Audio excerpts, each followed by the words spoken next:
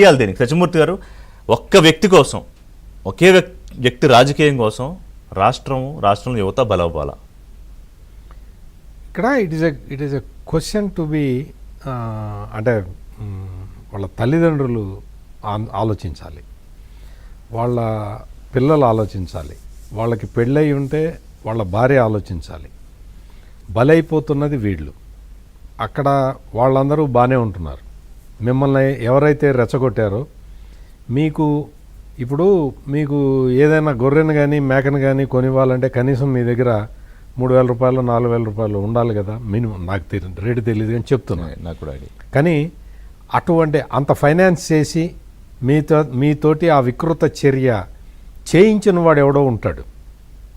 వాడి స్వార్థం కోసం మిమ్మల్ని వాడుకుంటున్నాడు.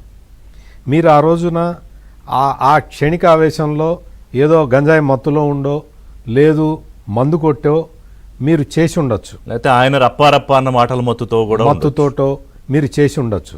కానీ వాటి ప్రభావాన్ని మీరు అనుభవించాల్సి వస్తుంది. అందుకనే పోలీసులు అంటే ఇంత మామూలుగా సాధారణ వ్యవస్థ కాదండి. మన పోలీసు వ్యవస్థ సాధారణమైన వ్యవస్థ కాదు, చాలా అసాధారణమైన వ్యవస్థ. చాలా చర్యలు తీసుకోగలుగుతుంది. అందుకనే నేను మొదటి నుంచి కూడా చెప్తున్నానండి, మన డిస్కషన్లో మొదటి నుంచి నేను చెప్తున్న పాయింట్ ఏంటి అంటే, పోలీసులు దీన్ని శాంతి భద్రతల చర్యగా చూడాలి. It is not a political activity. మీరు పాలిటిక్స్ మీరు చేయమని నేను చెప్పను, పొలిటికల్గా మీరు ఆలోచించమని నేను చెప్పను.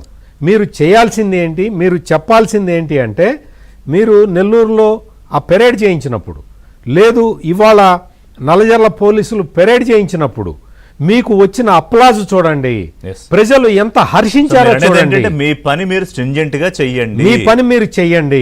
శాంతి భద్రతలు కాపాడటం మీ ధర్మము.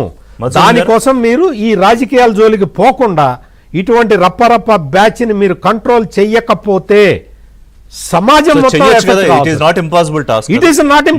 ఒకవేళ పోలీసులు స్ట్రింజెంట్ గా quick comment before concluding, with in 6 months 3 to 6 months లో దీన్ని ఎరాడికేట్ చేయగలమా ఈ పరిస్థితిని? ఖచ్చితంగా చేయొచ్చండి. పోలీస్